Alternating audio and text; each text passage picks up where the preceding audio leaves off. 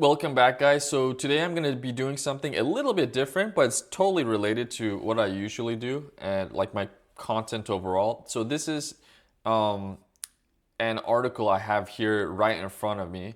I believe it was posted 2 days ago, May 11th, right, Monday. It's about NEETs. So if you're familiar with what NEETs are and NEETdom in general, congrats to you. If you're not, you're going to be familiar with this term by the end of this article. And just, heads up, I've been in NEET. I totally relate to this situation. I can totally relate to what this person in this story has gone through. So it does vibe with me to some extent. So that's what, just caught my eye. It drew my attention. So I wanted to share this article with you. I'm going to be reading it and also be reacting to it at the same time. All right. So, jaded with work and school, some young men are opting out. Meet the NEETs. So that's the headline, and this is the subheader. Life outside work, education, and training can be lonely, but for some, it looks better than the alternatives. This is by Natalie Rahal. Andrew has been out of work for 10 months. Most days, the 33-year-old drives his mother to her appointments, helps her reach things on high shelves in the home they share, and otherwise spends his time in his room, perusing Reddit, playing the occasional video game, and listening to music. Okay, so a little bit of background about this individual. Since graduating high school 15 years ago, Andrew, whose last name has been omitted to protect his privacy, has dipped in and out of the workforce. His longest employment stint was the 6 years he spent working overnights and odd shifts at the Dollar Tree. And this is according to Andrew's words, right? I don't know why I put up with it for as long as I did. It was absolutely horrid, he says, of that experience. I'm not built for that. My sleep pattern was getting disrupted and the pay was absolute garbage. So we're getting a little bit of context about his situation related to a minimum wage job here, right? Dollar Tree in this case. All right. In 2023, Andrew says he was making only $9 an hour, which is $3 less than the minimum wage for non-tipped employees in Florida, where he lives. He liked the days when he felt productive, and he got along well with his coworkers and managers at most of his jobs. But his mental health was deteriorating, and his low wages weren't enough to afford his one wish, to move out of his mother's house and get his own apartment. He tells me that one day he asked himself, why am I doing any of this? And it hasn't worked since. I couldn't do that job anymore, so I ended up becoming a NEET, he says. So, this was probably an uncommon situation. Maybe, let's say we're in 2026, let's say like 20 years ago or decades ago, right? So you kind of didn't see this kind of response as much back then. But when you think about when this happened, like here they mentioned 2023, not just a few years ago, they're giving us some context on the time frame, right? And I could already empathize why this individual, this person, feels this way because I've been through the same thing myself, but before him. I'm a bit older than him, not by much, but I've kind of went through something quite similar. I didn't work at the Dollar Tree, but I did work some minimum wage jobs, so I can vibe with him. All right. What on earth is a NEET? Here they're going to define it for you. So, at least to those of you that are not familiar with it. It's an acronym for someone who is not employed, in education, or in training. So, basically, they don't have a job. They're not attending college, university, and they're not like receiving any kind of like vocational training or something like that, something that can maybe lead to work or some kind of good opportunity. All right. So think like the kind of training you may get for like a trade or something, and other stuff too. It's a term used in economic and demographic research to define a segment of the population that's disconnected from two of the main forms of social infrastructure in the U.S. About 1 in 7 young adults between the ages of 18 and 14 fits the definition. Less data is available on older age groups. So that's pretty alarming, guys. 1 in 7, not even 1 in 10, which is still a big number. 1 in 7 between 18 and 24.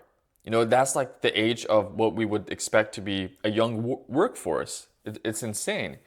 And it's sad too at the same time, because again, if we were to talk about this situation, this topic, NEETdom, 20 years ago, 30 years ago, it would be unheard of, or people would think you're crazy if you were to tell them that 1 in 7 adults between this age are unemployed.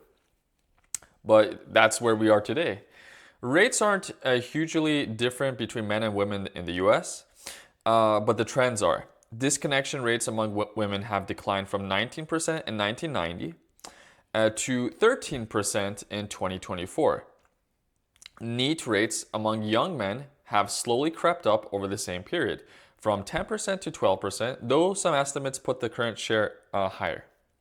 All right, so just some stats to give us further context about how prevalent this situation basically is in this age demographic. And that might just have to do with the layered panics over young men.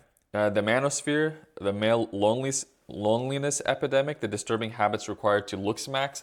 These are some issues I'll touch on in the future as well, because they do affect the mental health of male demographics, right? And they're kind of interesting issues in general. And the term looks maxing is just newer compared to these other terms. It's more of a newer phenomenon. So what's going on with these guys, and why are they feeling so disconnected? The education issue. First, there's the obvious problem. College enrollment is declining across the board. The number of men getting a 4-year degree dropped by about 1 million between 2011 and 2022, while the number of women in college fell by 200,000.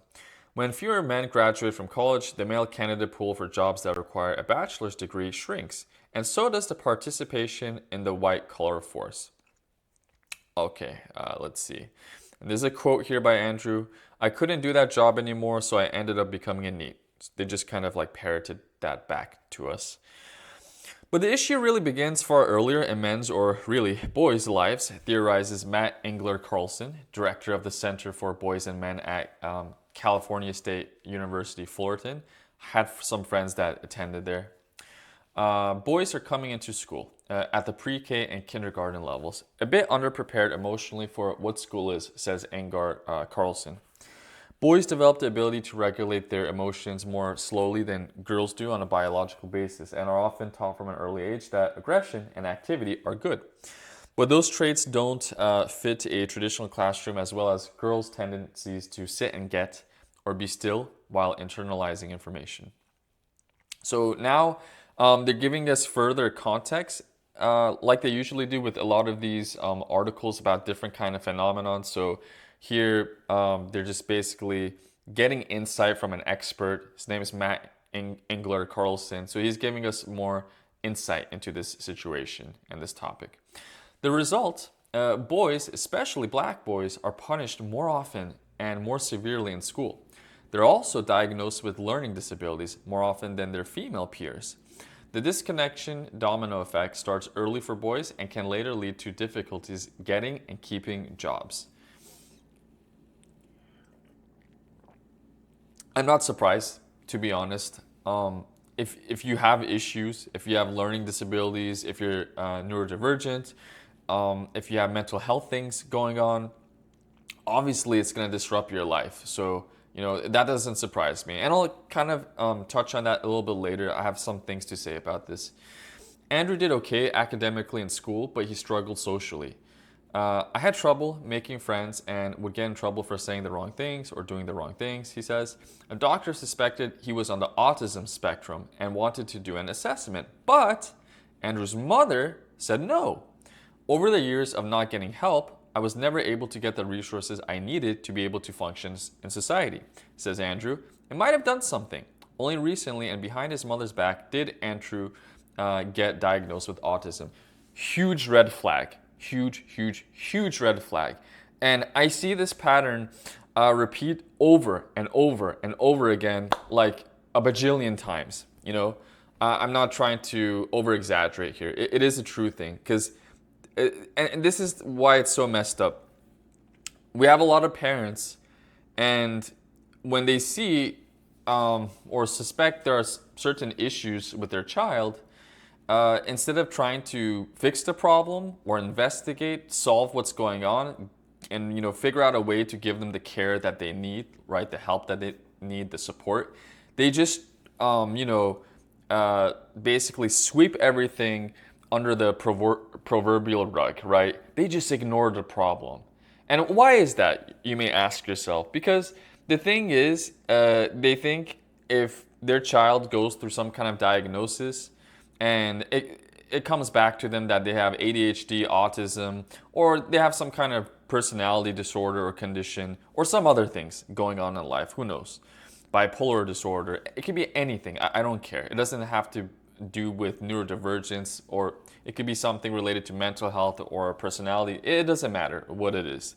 The thing is, they're really sensitive that the moment there's going to be some kind of label attached on them, even if it's just a condition, it's just something you're born with or something you've developed, they think it just reflects poorly on them as a parent. And then like if other people find out about this, they think there's like something wrong with their genes. These guys, like this family, they're a bunch of freaks, blah, blah, blah. So a lot of these older generations, they kind of like are really sensitive to labels and attachments and names and conditions and stuff. They think it just destroys their reputation, which is absurd, which is stupid. But this is the kind of mentality and understanding that older generations, particularly boomers and those before them, they internalize, unfortunately. It's really sad. All right. And it's going to lead to, not surprisingly, a shit ton of problems later in life for their kids. Like in this case, Andrew. I'm not surprised.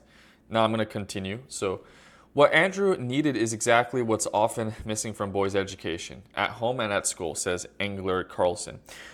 Boys need to be shown what it looks like to build healthy relationships, which predict academic and professional success, as well as overall well-being and longevity, he explains. A lot of boys' early development is about disconnection, Engler Carlson explains. Men are supposed to be tough, successful, unemotional. The big man on campus, aggressive, those are the exact opposite of the qualities you need for building a relationship. I have mixed feelings about this, but I think to some extent, this researcher, this expert, he's right, because there's this prevalent stereotype that you got to be stoic, you got to be on top of your toes, tough, strong, charismatic, unemotional, and then at the same time, though, like if you overdo these traits, or if you don't kind of display them in the correct manner, obviously it can create a rift if you're dating, like in this case, a woman or something, or I guess, I don't know. But there's some kind of truth in what he says to some extent. And of course, there's contradictions in society at the same time, because our culture, our values, our norms are constantly changing. And this just creates chaos and confusion. It's not an easy thing for men or women to go through, for that matter. Where's the work? Even for young men who do go to college. The job opportunities that many were brought up to expect on the other side of the graduation stage often don't materialize. That's true. That's true. You could get a certificate, you could get a college degree, university degree, whatever, but it's not guaranteed that you're going to get a job in that field. Even if you have an internship, I hear like boomers and others in general say, oh, the reason you don't have work as an engineer is because you didn't get an internship. That's why you're unemployed. It's your fault. Finger pointing, victim blaming.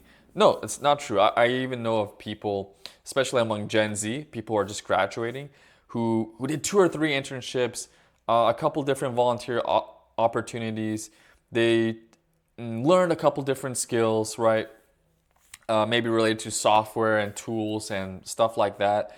And having said that, still no luck. They ended up having to, find some gig work instead, or they're still searching for jobs, So that you can't just make these wild assumptions that, oh, hey, during my time, I did this, it worked out for me. So if it worked out for me, it must work out for you. That's just stupid, ignorant generalization, because you need to take into account social changes, economic changes, all kinds of changes that happen over time.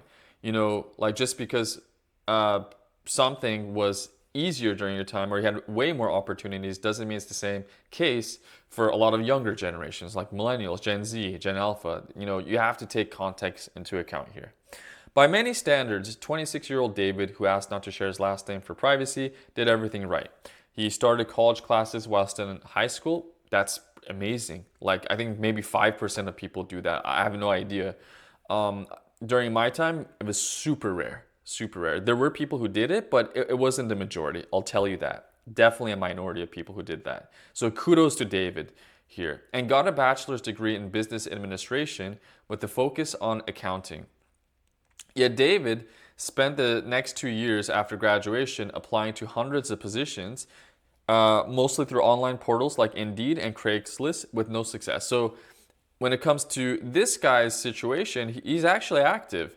He's busting his ass here. I don't see any signs of laziness or bad attitude or anything.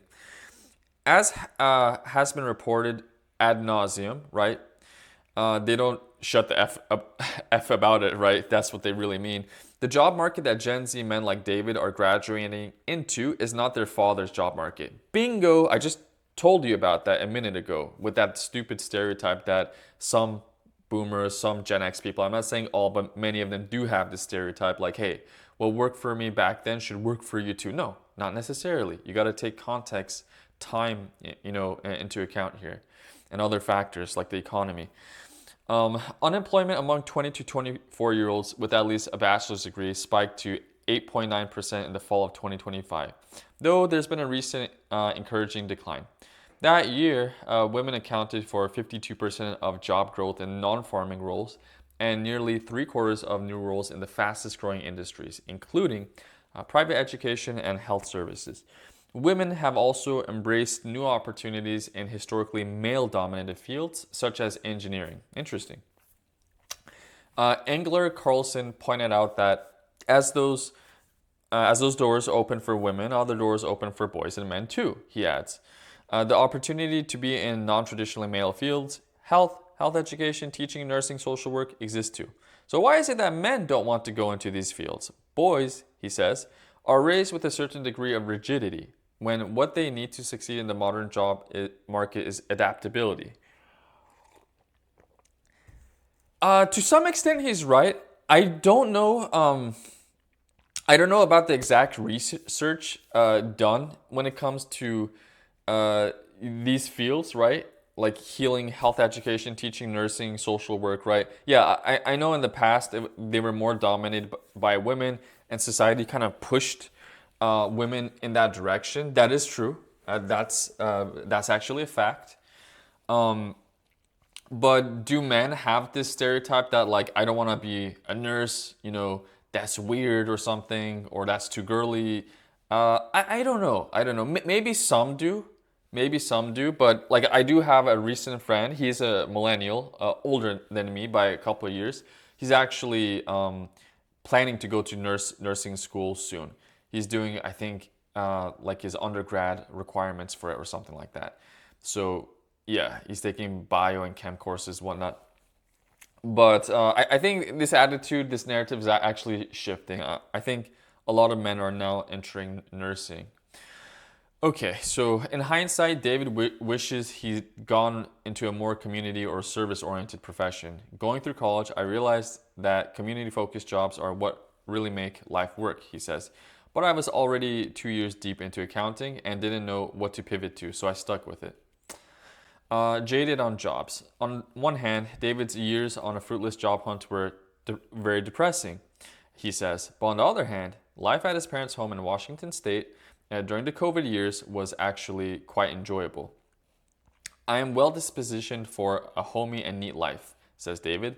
I'm very introverted and don't go out much. So during those years, I was able to focus on myself. He built on his fledgling running hobby, taking his bacon fries for daily jogs. He prepared healthy meals every day and went to the gym at least 3 times a week, but also happily indulged in his lifelong love of video games and Twitch streams. So yeah, these are kind of habits that some NEET people have. So, when they're home, at least when they're indoors, they'll, play video games. Here he even, I guess, enjoys either watching them or broadcasting them through Twitch, a very popular video game kind of social media. Some of them will like watch anime or read manga or just read books in general, watch TV shows. Pretty normal for NEETs. Yeah, let's see. But he does some outdoor activities too, which is great. He's taking care of his physical health as well. But David's parents weren't happy. So after years of pretty blissful unemployment, he got a job in that most old-fashioned of ways, through a connection at his mom's church. Okay. He's now in his second year as a bookkeeper for the seafood processing company where his mother's pastor moonlights. Unfortunately, I don't really have anything positive to say about getting work, he tells me. The only relief is that my parents stopped complaining. And yeah, that is a thing you'll experience if you're in NEET that at least live with your parents. If they notice you're not doing much around the home or just in general, if you're not like working a full-time job, they get worried, just naturally speaking. They're gonna get worried about you and they think something's wrong. And, in some cases, some of them, could get very angry and kick you out. Who knows, right? So, but yeah, it's just a common parental concern when adult child's not working, anyone like past 18 or whatever, they're gonna start complaining. Hey, why aren't you finding a job? Why aren't you working right now? What's going on? I'm worried about you, blah, blah, blah. All right, so David makes $28 an hour, but says that 10% of his annual income is immediately lost to the cost of gas for his 3-hour round trip commute. Ooh. By the time he gets home from work, he's too tired to run or game and just wants to go to sleep. As the company's bookkeeper, David sees where all the money goes, and the largest sums aren't going to those working the hardest. It doesn't inspire much ambition in him. Plus, David is pretty sure AI will come for his job sooner or later. I only see work as a shackle keeping me from doing the things I could do, he says. So he's right. I can understand him. I can definitely empathize with him because yeah, people are like, oh, but he's doing well. He has a $28 an hour job. What is he complaining about? Well, $28 where he lives, right, in Washington State, in his location is nothing, to be honest. That's one of the HCOL states, like California, where I grew up. So the Pacific Coast, there's a lot of places that have a high cost of living, at least medium cost of living in some locations, but many of them nowadays are just HCOL, just high cost of living. So you kind of have to understand where this dude is coming from.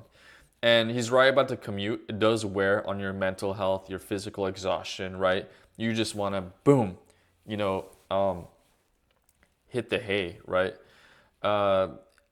And he's right about just his money becoming depleted because it goes to taxes, medical insurance, social security, right? These kinds of things. Obviously, he has expenses, bills, got to help his parents and whatnot. So yeah, in the end, there's almost nothing left, really. On the subreddit dedicated to NEETs, yeah, so subreddits, right? Reddit. Some users express frustration that they can't find jobs, but pessimism about the whole concept of work is also common. Some even have identifiers known on Reddit as flare, distinguishing themselves as a doomer NEET. Yeah, so to those of you that don't use Reddit that much or don't know what Reddit even is, on that social media platform, a lot of the subreddits nowadays have this kind of feature called flare.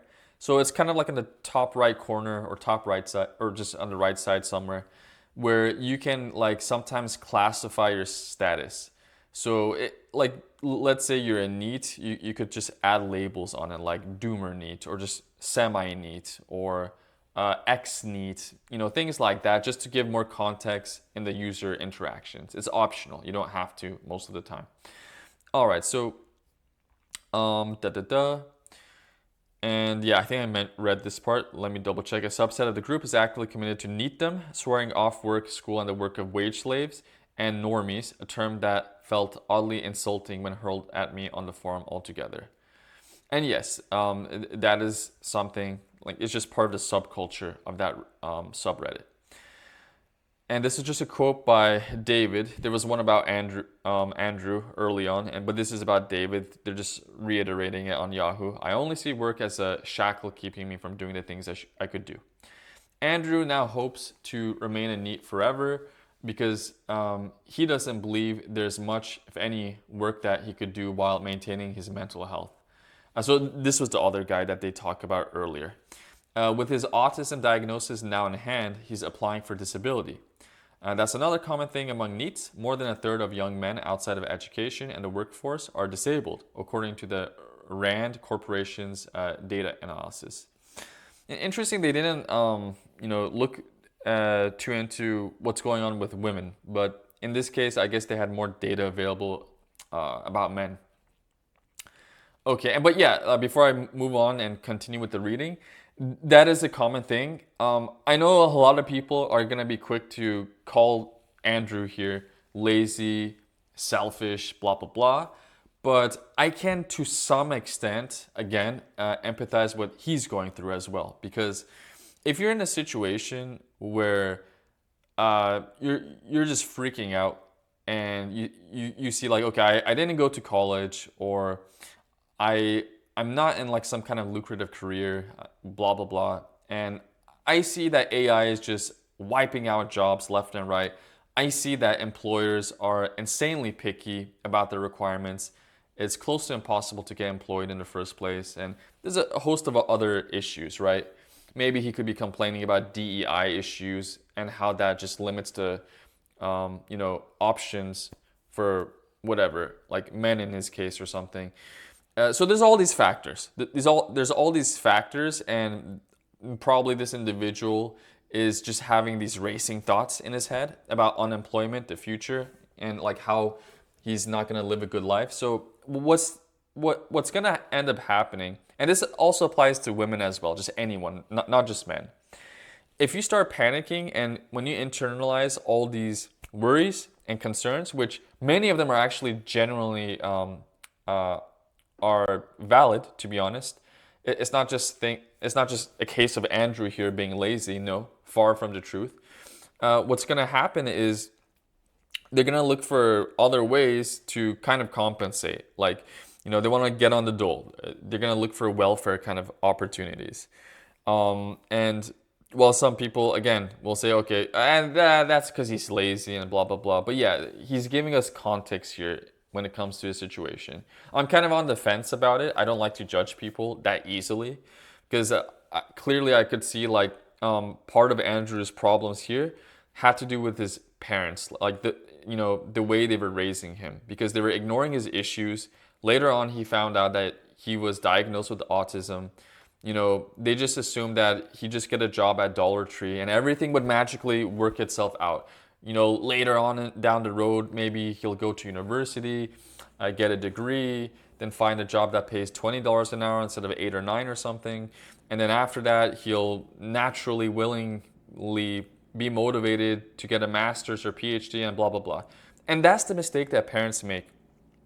They think like you don't need to really spend too much time raising your kids. Just give them like a plate full of fruits and vegetables, take care of their physical health, their physical needs, and when it comes to the emotional, the mental, the psychological, the spiritual, the educational aspects, the aspects that are connected to career development and whatnot, it'll just magically happen. They'll figure it out like we did, like during my time and blah, blah, blah. And that's a stupid stereotype.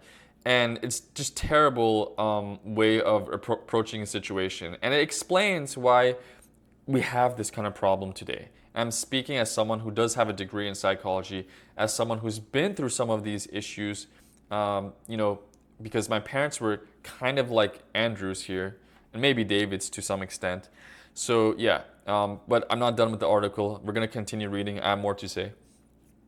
The slow boil of loneliness in a constantly connected world. Okay.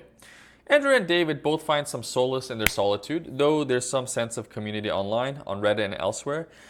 But they both recognize it might not be altogether healthy. I think what you see online often is the male loneliness epidemic, says David. He may share a similar outlook about work with many of the people he encounters online, but I do see a lot of unhappy men and a lot of misogyny, he says. So this is David's POV, David's point of view, not Andrew's. So David is saying that because he's working right now, apparently, or like back then.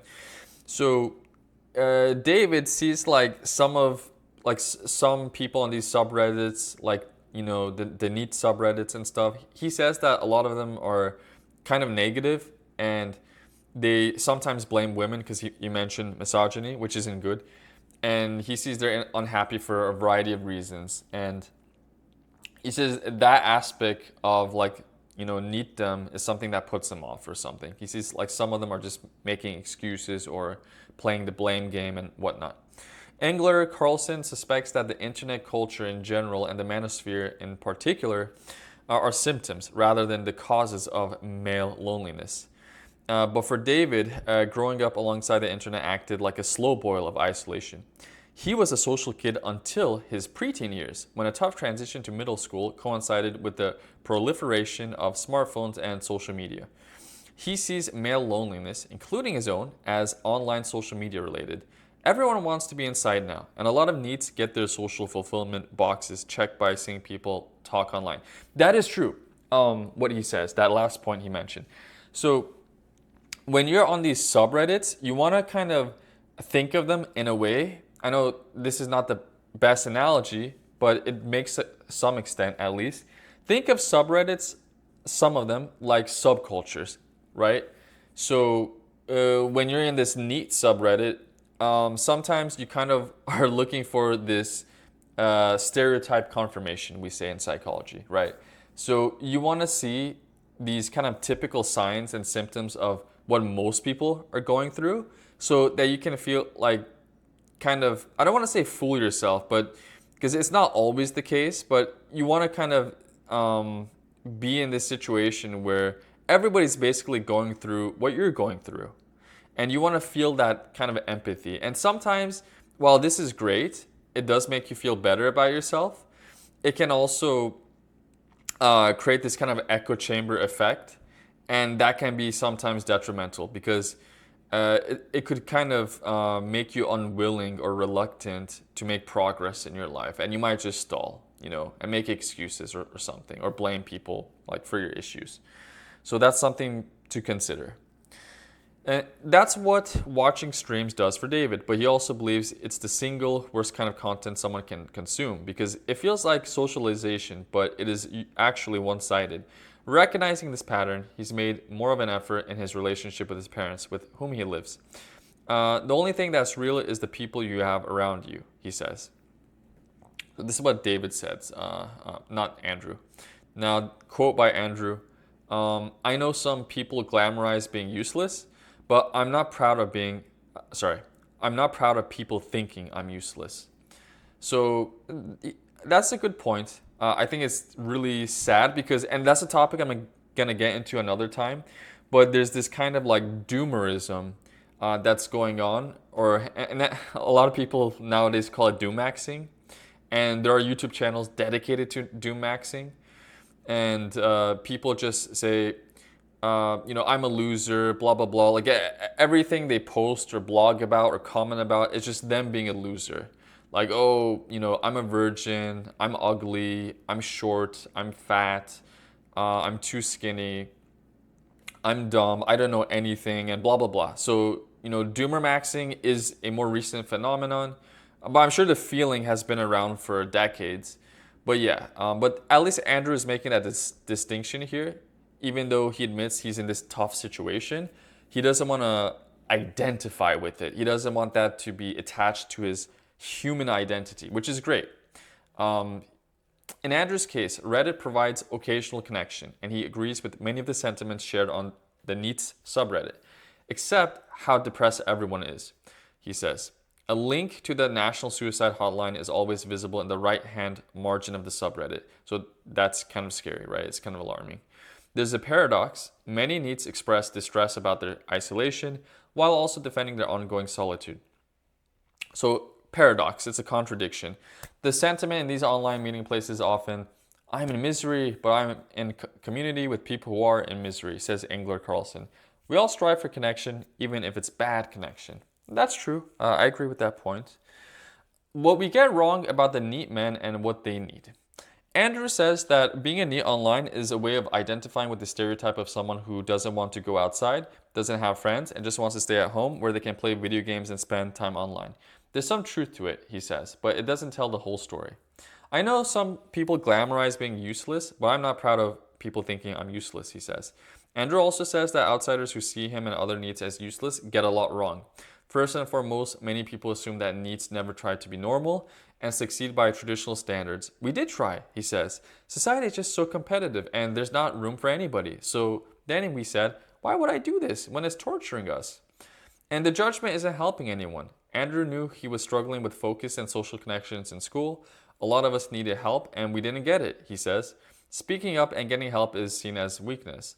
But then if we don't get it, we end up in the situation we're in. As NEETs, he adds. And yeah, I've heard of this sentiment before. It's something that NEETs reiterate or they repeat over and over again.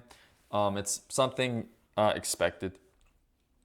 If Engler Carlson could make a few prescriptions for solving the problems facing men and boys, this would be one of them. Encourage them to ask for support and provide it without judgment when they do.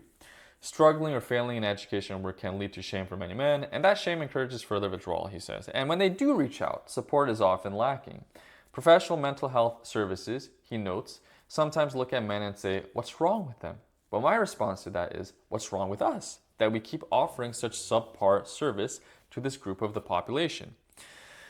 And that's really considerate of this researcher because, you know, when it comes to a lot of situations that involve neurodivergent people, when it comes to NEETs, when it comes to other kinds of people like incels, I don't know, just people with mental health issues, people with personality problems, people just like, they just attach labels to them and they don't try to investigate where their problems are coming from and, you know, offering them viable solutions. They just start attacking them, and they attack their identity, not just their, you know, signs and symptoms, which is sad. And it's not really, it doesn't really help us make progress here.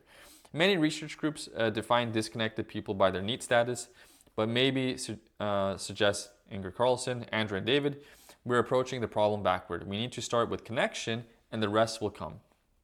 I wish people would just listen to the honest truth and me saying, this is what I need, says Andrew. Some boys are not told to get help and just solve their own issues, but that's not helping.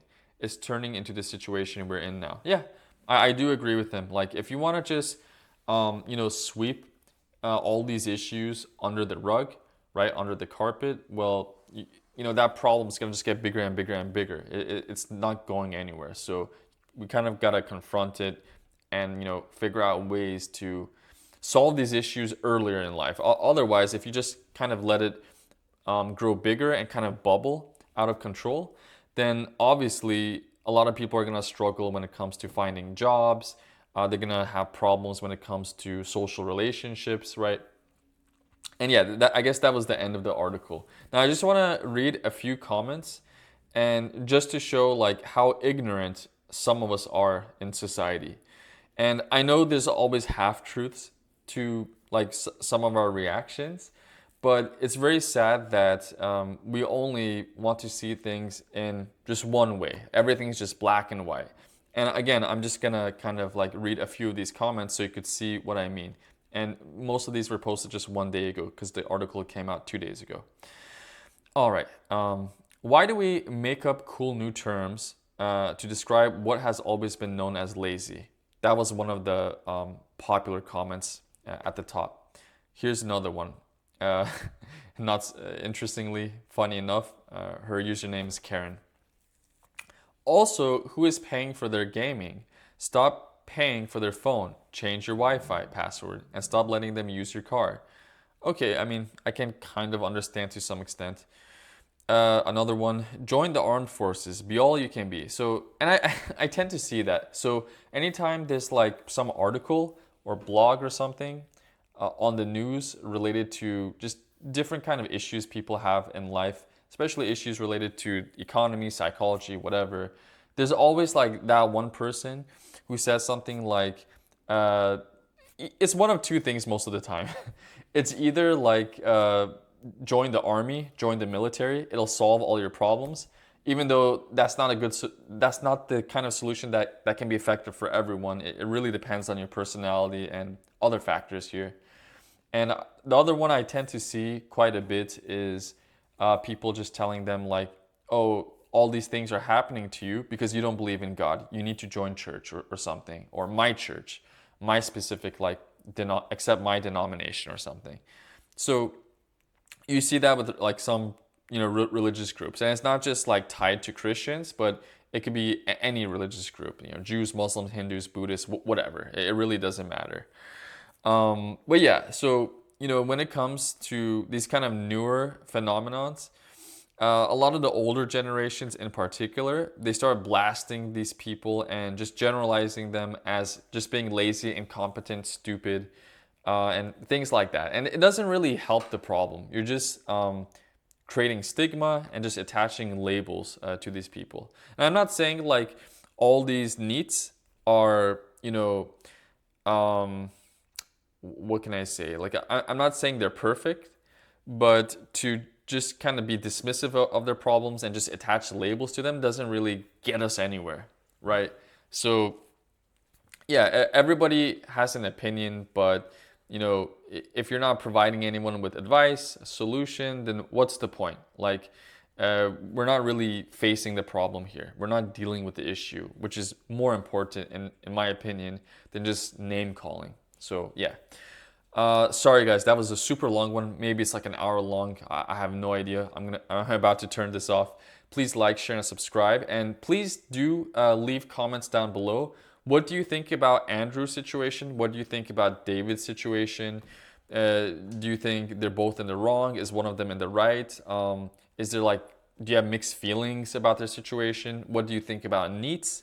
Are you a NEET yourself? Were you ex-NEET? Feel free to comment below.